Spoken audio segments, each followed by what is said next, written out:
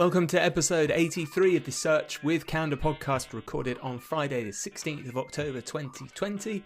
My name is Mark Williams-Cook, and today I'm going to be going through some of the new search features Google announced at the SearchOn event, including indexing specific passages of pages, visual search, and searching by humming.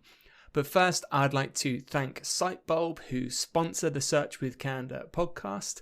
If you haven't heard of SiteBulb, it's a desktop-based SEO auditing tool for Windows and Mac. And every week I take you through a feature or some of the features of SiteBulb that I like because we've been using it for a long time now. SiteBulb's got a special offer for Search with Candor listeners. If you go to sitebulb.com/SWC, you can get a 60-day extended free trial of SiteBulb that doesn't require you to put in any payment details, so no excuse not to check it out. I actually want to share with you a little bit of an embarrassing story about getting the basics right, which is something that SiteBulb can really help you do.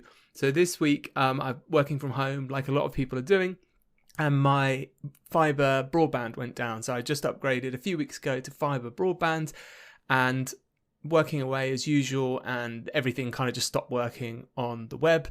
So I was like, okay, maybe it's just gone down for a moment. Logged on to the router's on, just says it's disconnected, can't connect, try rebooting the router, all the basics, walk downstairs, have a look at the router, the lights are on, it's plugged in, but it's kind of flashing like something's not working. So okay, I'm pretty good with tech stuff, so didn't resolve itself after kind of 10-15 minutes. So I thought, okay, I'll phone the broadband provider and just see what's going on. Maybe there's some kind of infrastructure problem. So I phoned them, waited, got through all of that and said, yeah, look, internet's gone down. I'm connected by Ethernet cable, so it's not a Wi-Fi issue. It was working up until now. Nothing's changed configuration-wise. And then they got me to check if I could see any lights on the actual box that brings the fiber into the home. So unlike when you have broadband, you just plug it into the landline and you have your router that's powered, there's actually two bits that need powering. And much to my embarrassment and dismay, I had found that we've got one of those little hoofy automatic Roomba type hoovers that trundle about downstairs picking up dog hair, and this had bumped into a cable which had just moved the plug slightly out of the wall of a box that was behind a cupboard, so I couldn't see. It didn't have any lights on. So obviously when they got me to check this, I dragged it out the way, and you've got that embarrassing situation where I had to say, yes, I'm really sorry for wasting your time, it's not working because it's not plugged in. And it's really easy when you get experienced sometimes to overlook very simple issues like this. And anyone that works in IT, I'm sure, knows that, the is it plugged in test. So going back to SiteBulb, this is something they really help you with. So when you start a crawl with SiteBulb, they do a couple of really useful things like domain resolution tests. So if you put in your HTTPS www version of your site, what it will actually do is test all of the common types of domain setup for you. So it will automatically try and access the HTTP version as well as the HTTPS. It will try and access the non-dub version as well as the dub version, and both combinations of those. So it immediately checks them and makes sure that they're redirecting properly. It does some clever stuff as well with things like 404s. So it will make up some of its own test URLs to see if you're returning proper 404 status codes. It will try some extra things like putting .jpeg file extensions, .text, .html, just to see if it can poke a hole in any of the rules that you've got, so they're not returning the status code they should. And this is really helpful because otherwise on most tools you have to remember to do this or think about this yourself, or you just have to, maybe like me and my broadband, you make a mistake where you just assume that that's working. So it's just one of the many things that SiteBulb does that makes your life super easy and prevents you from looking stupid, which is definitely a career goal I've always had. So Sitebulb, you can check it out, sitebulb.com/SWC, free 60-day trial, give it a go.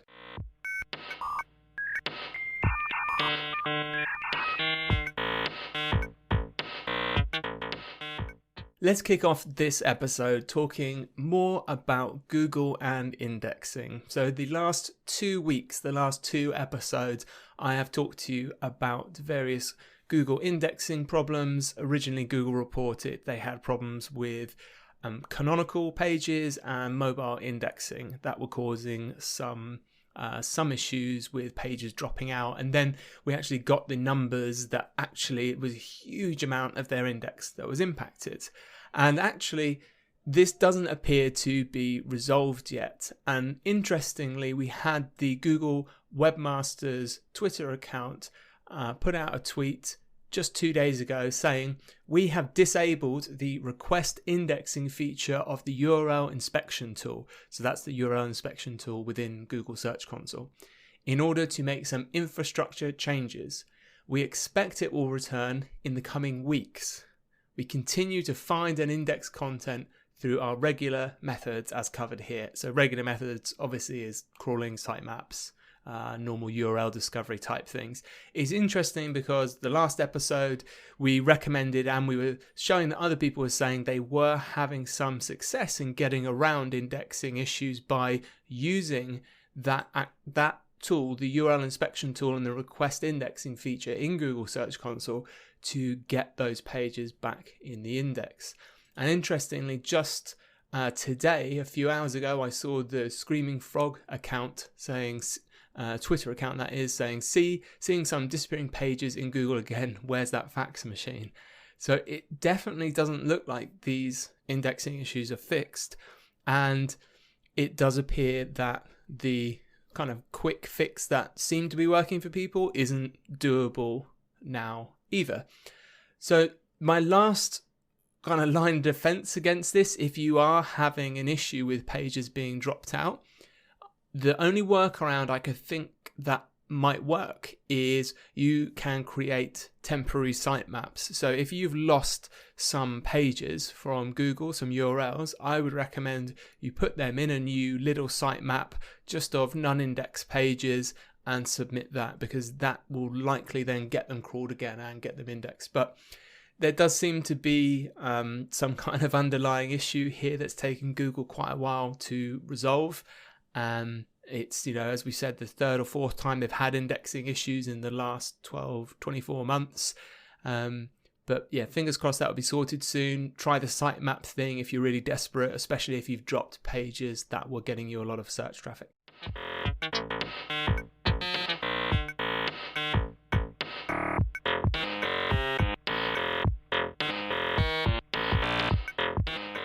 There is a lot of things to go through from the SearchOn event. Lots of new improvements, features coming to Google that they announced.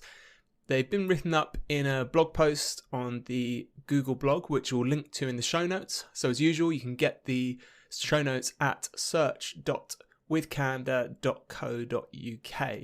I'm going to go through and just pick out a few of these improvements that I think are most relevant to SEOs. So there's some stuff I won't kind of go into any detail or talk about in this podcast, like some of the new features Google is releasing for reporters, like Pinpoint. They've got some really cool stuff as well they're going to be doing with AR and visual search in terms of education. Really helpful stuff, but not necessarily what as SEOs perhaps we're interested in when we're trying to get traffic, organic traffic to sites for our own sites or clients or whoever. So there's 3 improvements that they spoke about in this post that I find interesting that I'm going to cover. The first one is about BERT. So BERT is our friend we first spoke about in episode 33, almost exactly a year ago. BERT, of course, stands for Bidirectional Encoder of Representations and Transformers. Everyone knows that.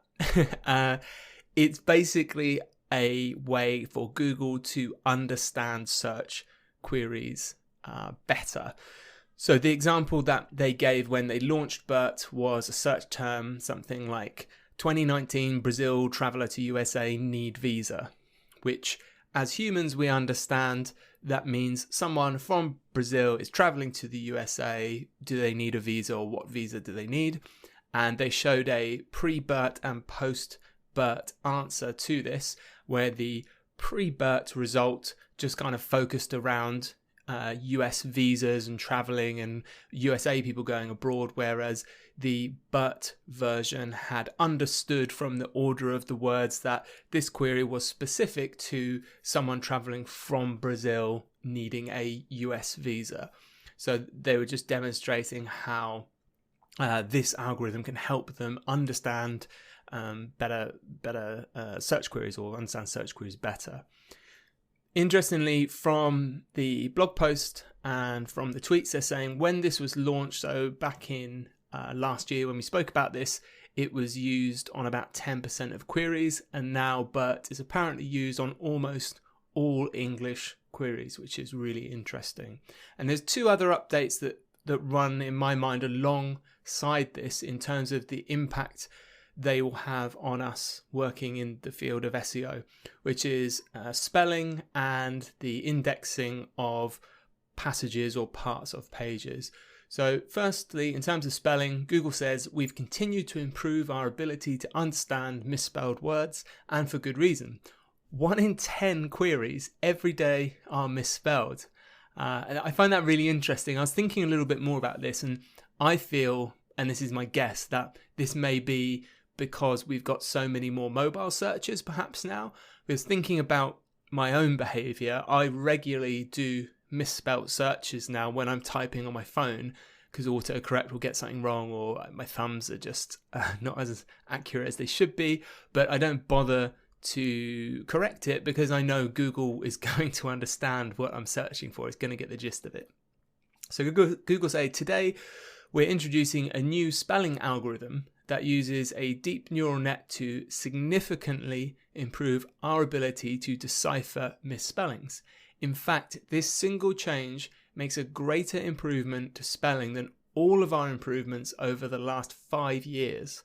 So that sounds like a big improvement. A new spelling algorithm helps us understand the context of misspelled words, so we can help you find the right results, all in under 3 milliseconds.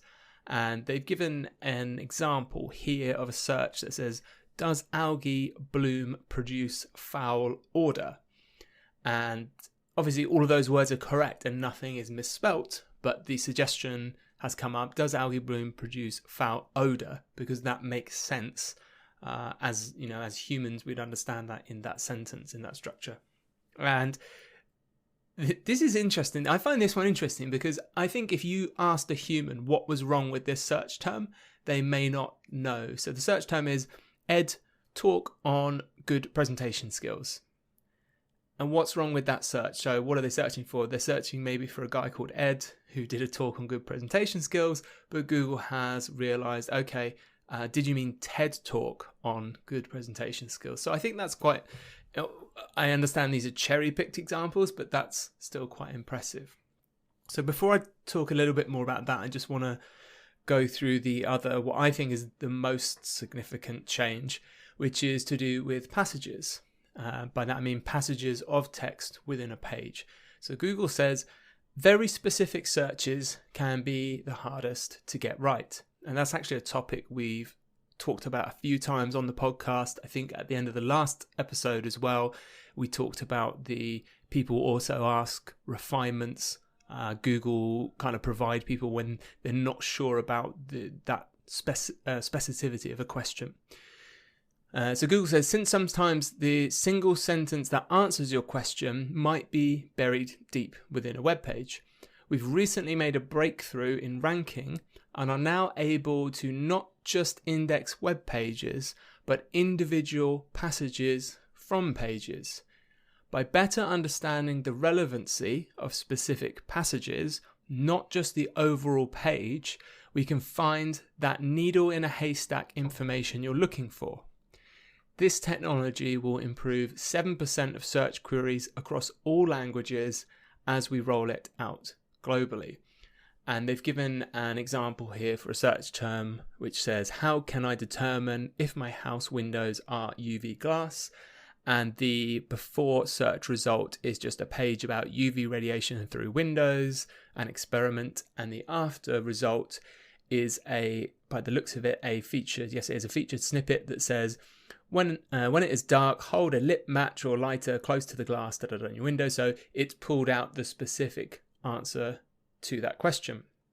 And they've just subtitled that image by saying, with new passage understanding capabilities, Google can understand that the specific passage R is a lot more relevant to a specific query than a broader page on that topic L. So what does this all mean? What do these three changes mean? So in my opinion, this means we are, one, more likely to see a greater breadth of different domains and different pages appearing in search results for all of these different reasons. So for BERT, whereas if there was, say 10 search terms around visas that pre-BERT Google kind of thought were about the same thing, they were about USA, they're about visas, it probably would have shown the strongest maybe linked to page for that query. Now post, or with BERT, not post, I guess currently now with BERT, because it can understand the nuances between the different intent of those search terms, it would be more likely, regardless of the other spelling and passages changes, more likely to show other pages that answered that intent better. The spelling one, I think, stands for itself because we're essentially getting more correct search terms appearing. But the passages one is really interesting as well, because this is, a lot of SEO focus is around this topical authority and the idea that Google ranks web pages. So for this query, is this a good web page? What do we consider? We consider, what type of content's on the page, the depth of the kind of questions that are answered. Does that page have many links? All of these things into, is this a good page for the topic? The change, the paradigm shift to, is this a good passage for this search query, isn't something we've kind of dealt with really as SEOs before. And I think all three of these improvements basically are bridging what was a technical gap that SEOs were bridging before.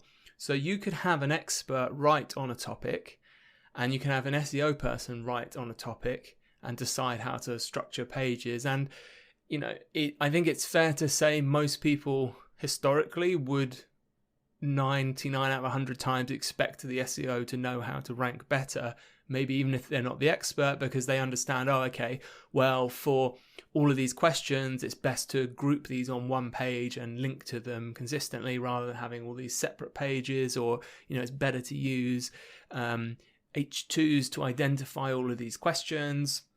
And I think what this is going to do is make the bar lower for non-tech or non-SEO educated people just to write good content. So you don't necessarily need to be a topical authority if you have answered this specific question that nobody else is answering. Whereas before, a more generic page on that topic might have appeared because it's got the links, and Google's like, okay, well, it answers all these other things that I know are important to this entity that people also ask as well. But just having that content now, I think you have a better chance of ranking than you ever did before. And I think it's always worth building into your thought process that all rankings are temporary as well. So I see more movement nowadays in rankings than I have done from 5-10 years ago, and I think that's going to only continue to accelerate as Google goes through experiments and finds what these best solutions are. So I don't think it particularly changes anything in terms of what we should be doing as SEOs. I think what it actually does do is it reduces the advantage, I think, of having more specific technical knowledge about how search engines work and weighs those scales slightly more in favor of, well, we understand our customers really well, we understand the questions that they're asking. So actually it falls more into this, what's the best practice, because we still need to use, H2s, and we still need to lay out content in a way that's easy to understand, easy to read, loads quick, all that great stuff. But that kind of advantage that SEOs had and still have about how specifically to set things up to rank better when they don't necessarily have the best or content, I think is diminishing. So all those three things I think do play into that. I think it's healthy for the search results as a whole, and it's actually, I think, a good thing for SMEs, because my guess would be with seeing more domain diversity, we're going to take another small step back from having just these top 100 or top 1,000 strongly linked to domains where they can just choose to write about any topic at a mediocre quality and they can rank. So I think there's going to be more of a look in for smaller companies doing SEO who are doing a good job of it.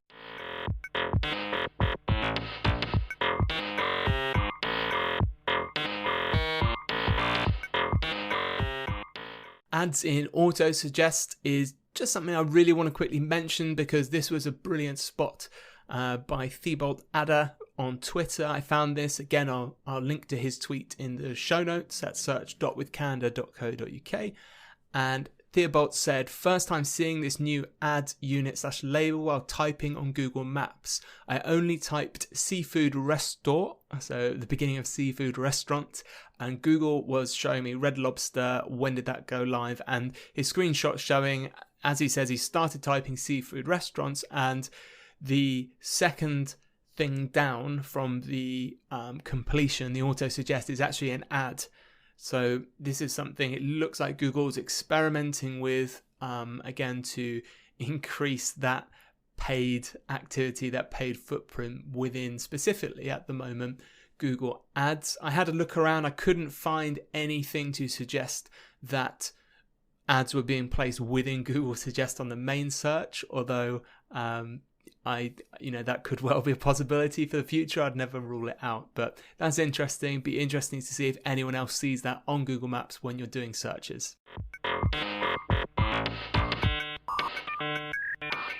Lastly, in this episode, I want to talk about a couple of new ways you can interact with Google search. The first one, probably the most fun, is hum to search. There's a separate blog post that Google put up about this called Songs Stuck in Your Head, Just Hum to Search. And it says, do you know the song that goes, and I'm not going to try and hum this, because I think this search feature will prove I'm objectively bad at humming. I'm one of those people that can't repeat tunes despite hearing them. So I'm not going to do it, but the idea is Google saying we all know how frustrating it is when you can't remember the name of the song or any of the words, but the tune is stuck in your head. Today on SearchOn, we announced that Google can now help you figure out what song it is with no lyrics, no artist name, or perfect pitch required. So it's actually starting today. You can hum, whistle, or sing a melody to Google to solve your earworm.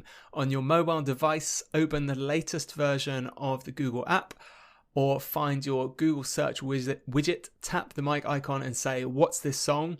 Or click the search a song button, then start humming for 10 to 15 seconds. On Google Assistant, it's just as simple to say, hey Google, what's this song? And then hum the tune. The feature's currently available in English on iOS and in more than 20 languages on Android, and Google say they hope to expand this to more languages in the future. After you're finished humming, machine language algorithms help identify potential song matches, and Google says don't worry, you don't need to be pitch perfect to use this feature. We'll show you the most likely options based on the tune. Then you can select the best match and export information on the song and artist with any accompanying music videos, or listen to the song on your favorite music app, find the lyrics, etc., etc.